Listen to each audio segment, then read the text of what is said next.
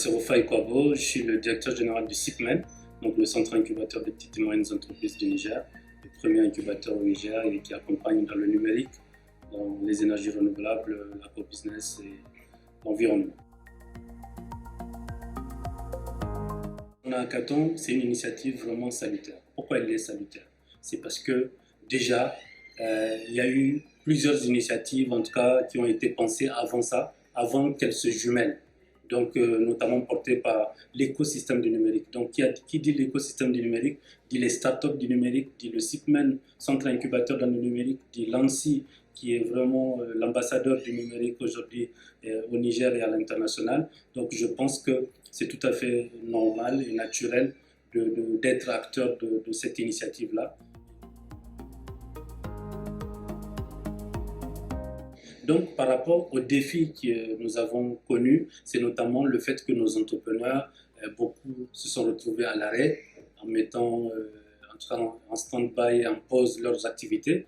Et puisque c'est leurs activités qui sont censées générer les revenus pour rémunérer les services que nous leur offrons, bien évidemment, nous nous retrouvons aussi impactés par ce challenge-là. Mais dans tous les cas, le CIPMEN a toujours été présent. On a pris des mesures, notamment avec toutes les mesures que le gouvernement prenait. Nous, on essayait de les adapter aussi au contexte des entreprises que nous accompagnons.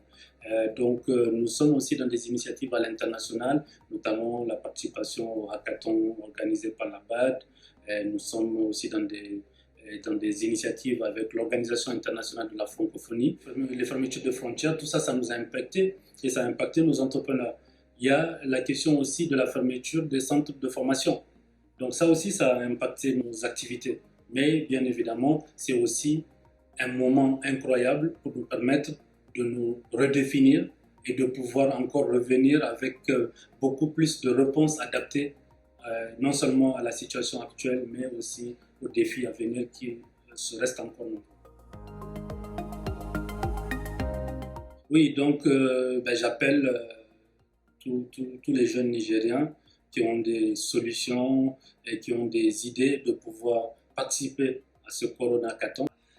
Nous, ce qu'on veut, c'est vraiment avoir des soldats du numérique, des soldats aussi d'autres solutions qui vont pouvoir être implémentées assez rapidement pour peu que l'intérêt s'y retrouve. Donc, je sais que nos partenaires publics, au premier rang desquels se trouve l'ANSI avec tous les ministères du gouvernement, avec les partenaires aussi au développement comme UNICEF, GIZ, pour ne citer que cela, en tout cas sont vraiment à l'affût des solutions à impact.